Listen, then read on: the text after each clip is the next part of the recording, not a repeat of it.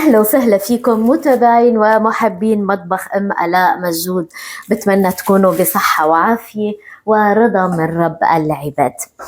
حبيبات قلبي، إن شاء الله يكون رمضان هيك حامل معه الأمان والاستقرار لإلكم ولإلنا، اللهم آمين يا رب العالمين. هذا الشهر شهر الطاعة والعبادة، الله يتقبل منا صيامنا وقيامنا. طيب، شو الوصفة اليوم يا أم آلاء؟ اليوم كمان وصفة كتير طيبة من رقاقات البقلاوة. هيدا ما تبقى من رقاقات البقلاوة حأعمله اليوم أنا وياكم، ولكن الحلو رمضاني كمان بامتياز. شو هو الحلو؟ عنا الشعيبيات. أنا شخصياً هيدا الحلو كتير بحبه، ولكن ما بكتر منه، يعني إذا بحبه ما بكتر منه، بس أنا كتير بحبه. وهاي القشطة المطبوخة بالبيت يلي دايما بتضلها موجودة عندي بالبراد طيلة الشهر الفضيل، لأنه ما بعرف أي متى حدا من آلاء أو أبو سمرة السكرة بيطلع على باله حلو، فبيكون موجود عندي القشطة وبيكون دغري قادرة لبيهم. هاي هيك حنحطها على جنب وحنفرد عنا الرقاقات. ها هي حأعمل أنا وياكم الرقاقات أو الشعيبيات بطريقة كتير سهلة، حتى لو كانت مخزوقة ما بيأثر. أوكي، هاي وحدة خليها على جنب. شايفين كيف عم بعملها؟ هيدي ستفة من الرقاقات، يعني شي ست رقاقات. اوكي، وهاي الثانية.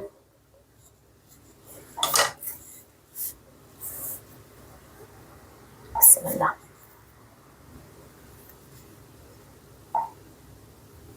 وهاي الثالثة. أنا ما بدي أعمل أكتر من 3 حبات، لأنه أنا وسمير وآلاء يعني الحمد لله هيك تمام ماشي. 3 حبات بكفوا، لأنه هيدا الحلو بالزيت إذا بيت ببطل طيب بصراحة. هيدي القرمشة يلي نحنا بدنا إياها بتبطل موجودة، فلهالسبب أنا بفضل دايما أنه أعمل كل يوم بيومه. والأحسن من هيك أنه أنا محضرة فواكه، يعني فمش فواكه وجاتو ودسر عربي، فما بيمشي الحال. بمقلاية حاطة شقفة زبدة وححط شوية من السمنة الخاصة بالحلويات. تمام، هلأ بدي دوبها، بدي سوحهم مع بعضهم وارجع لعندكم. أنا بكعب الصينية حاطة شوية زبدة وحطيت شوية سمنة. تمام، ما حدا يقول لي والله يا أم آلاء مكترة زبدة ومكترة سمنة، هي هيك أصولها. تمام، حنحطها هاي هيك على جنب. حنفتح الرقاقات يلي نحنا قصيناهن. تمام،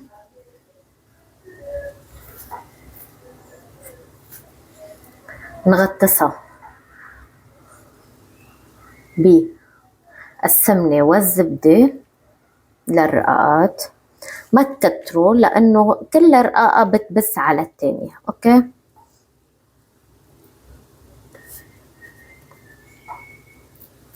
من تحت ملح حط. أنا حاطة هون ورقة خشخاش. إيه، طيب هلا هيدي الخطوة كمان اختيارية، يا اما بنحط الجبنة القشطة قبل ما نفوت الحلو تبعنا على الفرن. اوكي، يا اما بس تظهر بنحط لها القشطة. أنا شخصيا بحب حط لها القشطة، لأنه أنا هيدي القشطة عملتها لزنود الست للكلاج، سويتها أنا وياكم والطريقة كتير سهلة. هلأ مثل ما شايفين أنا هون ححط الزبدة والسمنة الخاصة بالحلويات على الوجه. هلأ بالكعب أكيد صار فيه لأنه نحن حاطين. أوكي، بدنا على الهدى حتى ما تتخزق عنا ورقة رقاقات البقلاوة. تمام.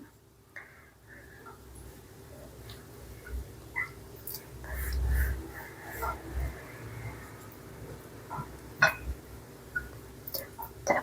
هيك صاروا جاهزين ليدخلوا على الفرن. على الفرن مش قلي. اوكي،